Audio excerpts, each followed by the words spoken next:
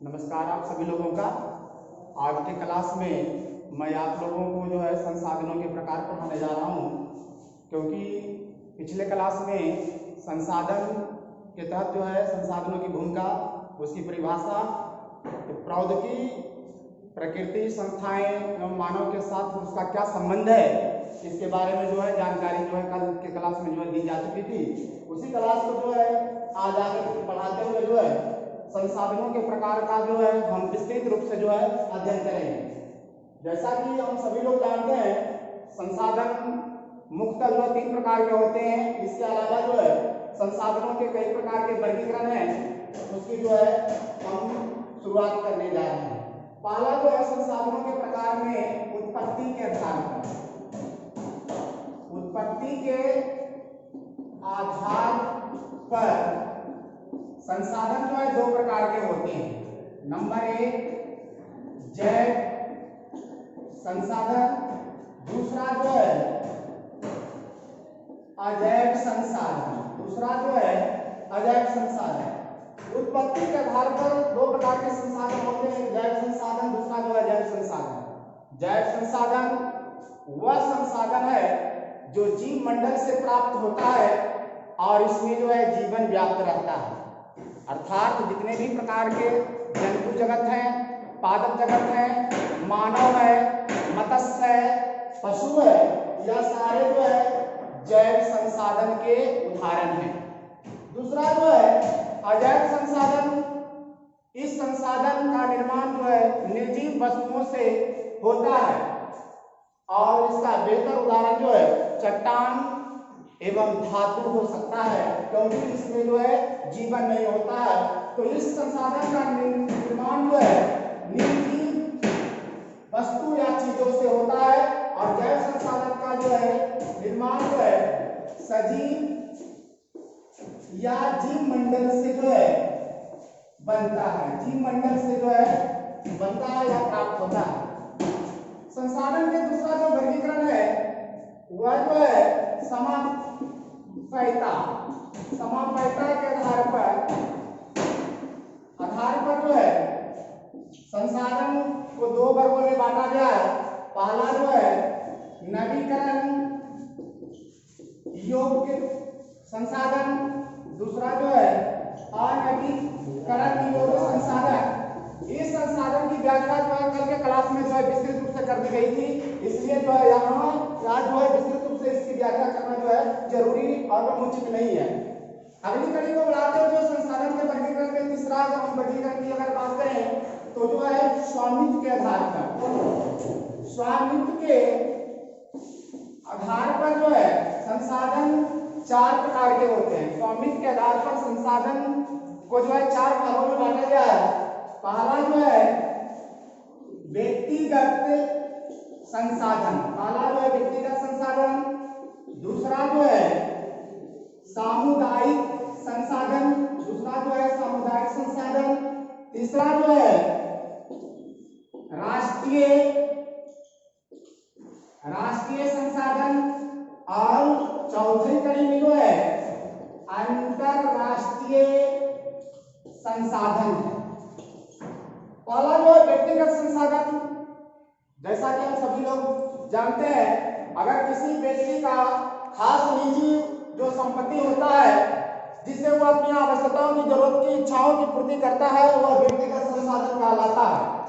कुआं का पानी उसका हो सकता है, भवन हो सकता है, जमीन उसका हो सकता है, मकान हो सकता है, गाड़ी हो सकता है, किताब वगैरह इत्यादि हो सकता है। वह उसका जो है व्यक्तिगत संसाधन होता है जिसका वह खास ऑनर या मालिक होता है। दूसरा जो है सामुदायिक संसाधन, यह संसाधन वह संसाधन है जो किसी एक व्यक्तिगत पार्टिकुलर पर्सन का नहीं है, बल्कि पूरे समुदाय के सदस्यों का जो है इससे जो है अधिकार प्राप्त होता है, सामुदायिक संसाधन कहलाता है। अर्थात वैसा संसाधन जिससे समुदाय के प्रत्येक सदस्य की आवश्यकताओं की पूर्ति होती है, वह सामुदायिक संसाधन जो है कहलाता है। इसका बेहतर जो है उदाहरण शमशान भूमि हो सकता है, चारण भूमि हो सकता है, सार्वजनिक जो है पार्क हो सकता है, एवं जो है पिकनिक स्थल जो है हो सकता है। तो यह जो है सामुदायिक श्मशान, कब्रिस्तान इत्यादि भी हो सकता है। सामुदायिक संसाधन का जो है बेहतर उदाहरण है। राष्ट्रीय जो है संसाधन, वैसे तो सारे संसाधन किसी जो है राष्ट्र का होता है, राष्ट्र की सरकार का होता है, लेकिन अगर यह उस राष्ट्र की सरकार चाहती है बेहतर मानव के कल्याण करने के लिए, अपने आर्थिक विकास को तीव्र गति प्रदान करने के लिए, तो वह व्यक्तिगत संसाधन का या सामुदायिक संसाधन का अधिग्रहण भी कर सकती है। शहरों में खास करके शहरी विकास प्राधिकरण के द्वारा जो है भूमि का अधिग्रहण किया जाता है और सरकार अपने आर्थिक विकास को तीव्रता प्रदान करने के लिए वह जो है रेलवे लाइन का निर्माण करा सकती है, सड़कें निर्माण करा सकती है, विद्यालय इत्यादि का निर्माण करा सकती है। तो वह जो है राष्ट्रीय संसाधन के अंतर्गत आता है। लेकिन यह तो जो है कि एक राजनीतिक परिसीमा के अंतर्गत जो है वह सारे संसाधन, सारे खनिज, सारे पदार्थ जो है राष्ट्र का होता है। लेकिन अगर बात की जाए समुद्री सीमा में, जैसे अगर भारत एक प्रायद्वीपीय देश है और भारत के तीन तरफ जो है पानी से घिरा हुआ क्षेत्र है, तो यह स्थलीय सीमा में सारे जो है संसाधन राष्ट्र का है। लेकिन अगर हम समुद्री सीमा की बात करें, यह महासागरीय क्षेत्र की अगर बात करें, तो वहां कितनी दूरी तक जो है राष्ट्रीय संसाधन हो सकता है। तो यह माना जाता है कि किसी भी देश की जो बाउंड्री है, उस बाउंड्री से जो है या तट से जो है दूर समुद्र में 12 समुद्री मील अर्थात जो है 12 नॉटिकल माइल्स जो है या 22.4 किलोमीटर तक खुले महासागर के क्षेत्र में भी जो है अगर कोई संसाधन मिलता है तो वह उस राष्ट्र का संसाधन होता है। अगली जो है इस कड़ी में जो है जो संसाधन का वर्गीकरण है वह जो है अंतरराष्ट्रीय संसाधन है। सभी हम लोग इस बात को जानते हैं कि अंतरराष्ट्रीय मतलब अलग अलग राष्ट्रों का जो है स्वामित्व वाले संसाधन। दुनिया में बहुत सारे समुद्री या महासागरीय क्षेत्र में ऐसे भी संसाधन हैं जिस संसाधन पर किसी एक राष्ट्र का अधिकार नहीं होता है, बल्कि ऐसी कुछ संस्थाएं काम करती है जिस पर जो है समूचे राष्ट्र का अधिकार होता है।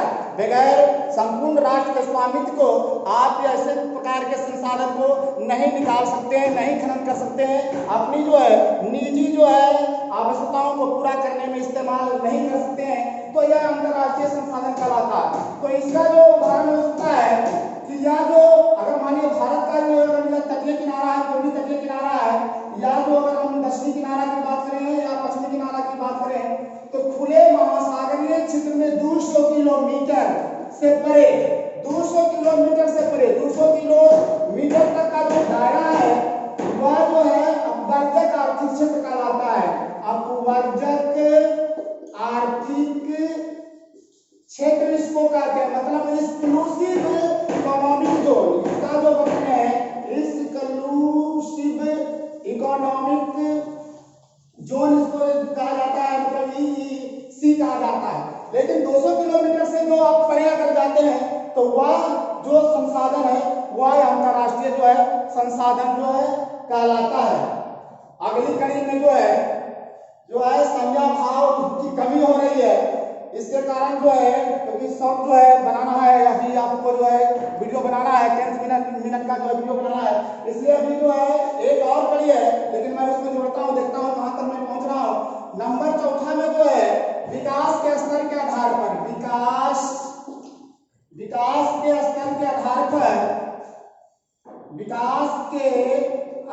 के आधार पर भी संसाधन 4 प्रकार के होते हैं। पहला जो है वह है संभावी संसाधन। पहला संसाधन है संभावी संसाधन, अर्थात ऐसे संसाधन किसी प्रदेश या देश या राष्ट्र के जो है सीमाओं में उपलब्ध है, लेकिन पर्याप्त मात्रा में टेक्नोलॉजी नहीं होने के कारण, मानवीय संसाधन नहीं होने के कारण जो है इस संसाधन से ज्यादा मात्रा में आवश्यकताओं की पूर्ति करना अभी संभव नहीं है। अगर बात की जाए तो भारत के जो पश्चिमी क्षेत्र में जो खास करके राजस्थान और गुजरात जो प्रदेश है वहाँ सौर ऊर्जा जो है उसका इस्तेमाल बेहतर किया जा सकता है, लेकिन बेहतर टेक्नोलॉजी के अभाव के कारण जो है इसका जो है ज्यादा हम जो इस्तेमाल नहीं कर रहे हैं। तो आने वाले भविष्य में जिस संसाधन का इस्तेमाल हम बेहतर टेक्नोलॉजी के माध्यम से कर सकते हैं वह संसाधन जो है संभावित संसाधन जो है कहलाएगा। धन्यवाद।